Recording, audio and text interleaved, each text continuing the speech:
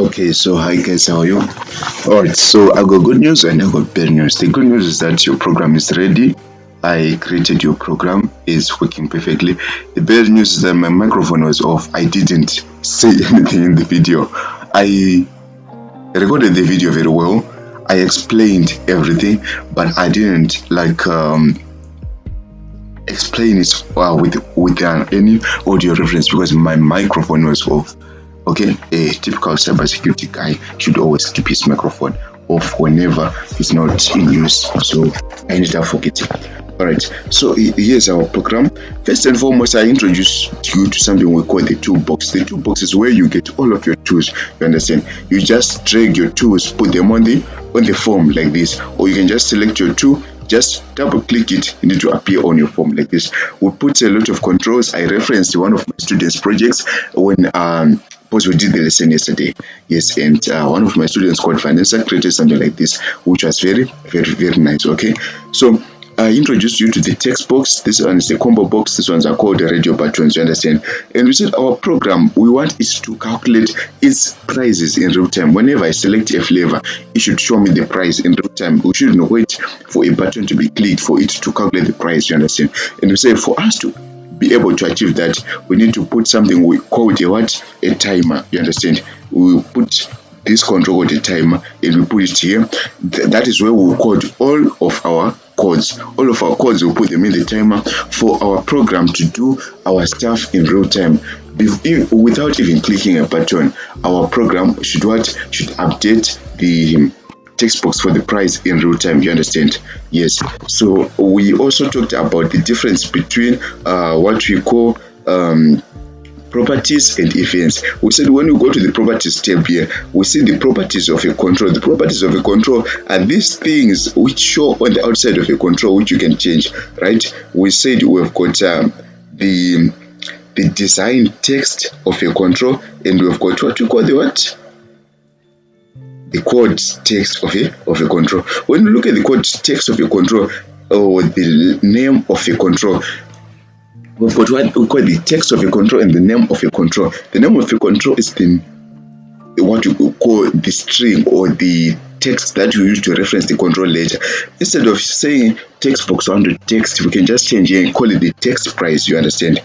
It's in such a way that when we are coding, we don't say text box 100 text is equal to what, we just say text price is equal to what, for easy remembrance later. You understand? Great. We also talked about how we put data into a combo box. Into a combo box, just come to the properties tab here. We select what we call the items, right?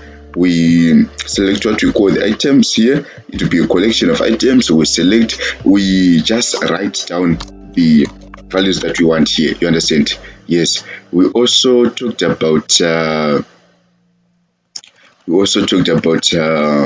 PC is feeling very overloaded today. Great.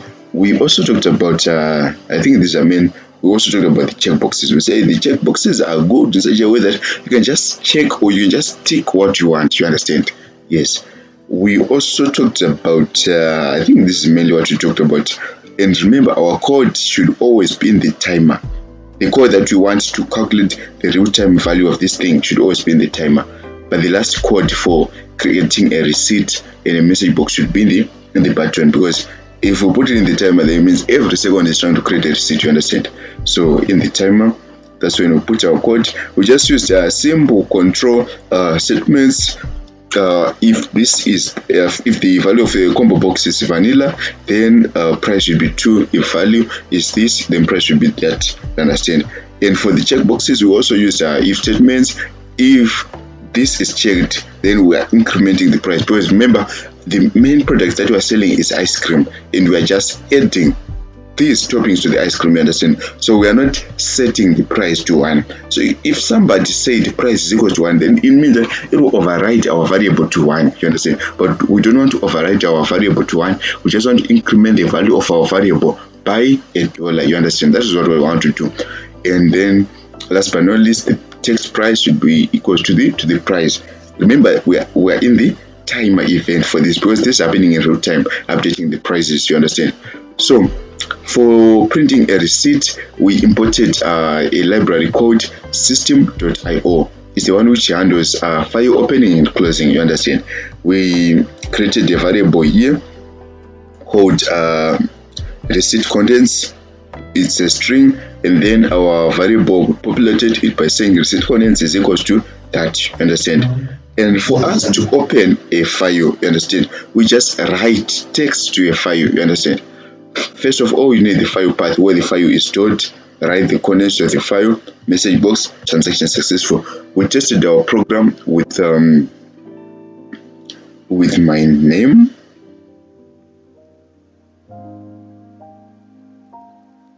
I hope my mic is on this time, because if it's not, I swear I'm not recording this again. So let's run our program. Welcome to Creamy in Zimbabwe.